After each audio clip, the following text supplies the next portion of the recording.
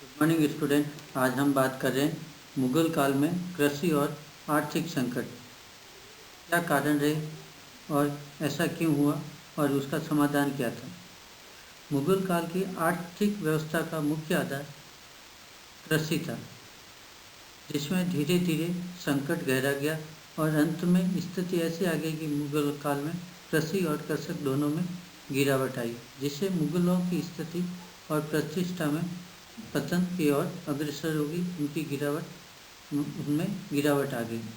इसके बारे में इतिहासकारों में मतभेद हैं। अलग अलग इतिहासकारों ने अलग अलग कारण बताए।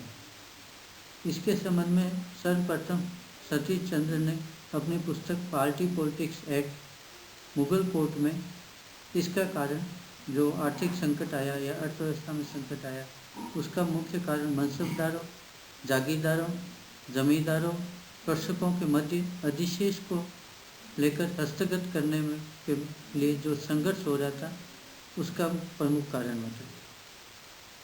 इसके साथ ही उन्होंने समन्वित संस्कृति से धार्मिक एकता की भावना प्रबल होना, जमींदारों में से दो तरफ जमींदार होना और उसमें बदलना, यानी एक संस्कृति के लोग आपस में मिलकर विद्रोह की स्थिति कर लेते थे और राजस्व जमा नहीं करवाते थे। मराठों की बढ़ती लूट खसोट आदि के कारण अर्थव्यवस्था या राजस्व वसूली में कमी आई।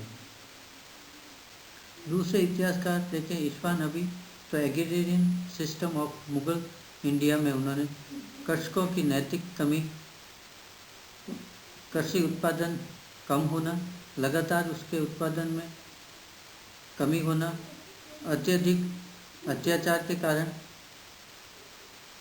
धीरे धीरे किसान और कृषक अर्थात रेत भूमि छोड़कर भाग जाना, जिससे उत्पादन में लगातार कमी होना और कृषि की जगह वन भूमि में अधिक बदलना या रूपांतरण होना।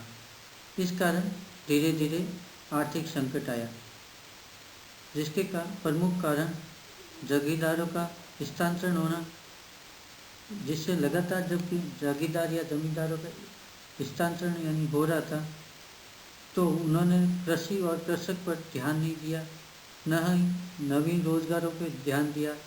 राजगामीता कानून ऐसा था कि जब भी उनको जमा करवाना पड़ता था राजस्व और उनको पता था कि हमारा कभी भी स्थानांतरण हो सकता है, इसलिए उन्होंने न तो कृषि के लिए न कृषक के लिए जो फायदे की चीज़ें थी वो नहीं की, बल्कि अधिक से अधिक राजस्व वसूल करने की कोशिश की और कम से कम केंद्र में जमा कराने की कोशिश की।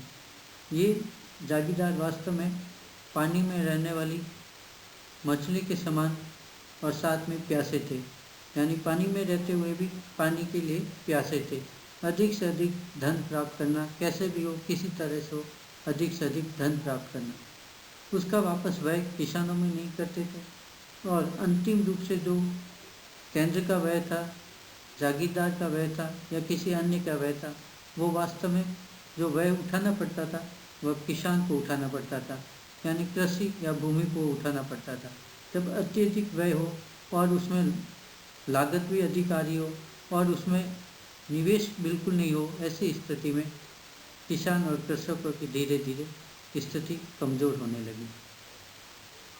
बाद में देखें तो औरंगजेब के समय और उसके बाद के काल में अनेक विद्रोह हुए, जिसमें जैसे जाट है, सिख है, दक्कन के विद्रोह हैं।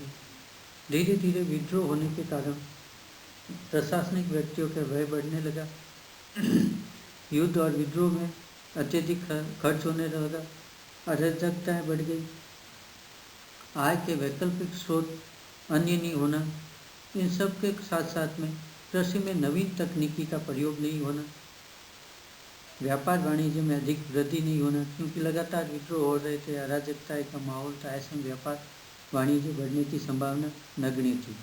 साथ में इस क्षेत्र में सरकार के द्वारा कोई नवीन व्यय नहीं किया जाना, निवेश नहीं किया जाना, जिसके कारण व्यापार वाणिज्य भी कम हो रहा था। कृषि तो कम हो रही, उत्पादन, साथ में व्यापार वाणिज्य भी कम हो रहा था। इन सब के कारण वास्तव में राजस्व कम हो रहा था, पर जागीरदार, बादशाह आदि के खर्चे बढ़ रहे थे। अब राजस्व कम हो रहा है, कृषि उत्पादन कम हो रहा है, पर व्यय या खर्च लगातार बढ़ रहा है। ऐसे में अंतिम प्रभाव पड़ रहा था वो किसान पर, व्यापार पर और कृषि पर। जो अधिशेष थोड़ा बहुत बच रहा था उसको जागीरदार ले रहा था, जागीरदार नहीं तो जमींदार ले रहा था, जमींदार नहीं तो खासा भूमि का मनसबदार ले रहा था। यानी अधिशेष जो कृषि के लिए या व्यापार के लिए काम आ सकता था वह उनको वास्तव में नहीं मिल रहा था।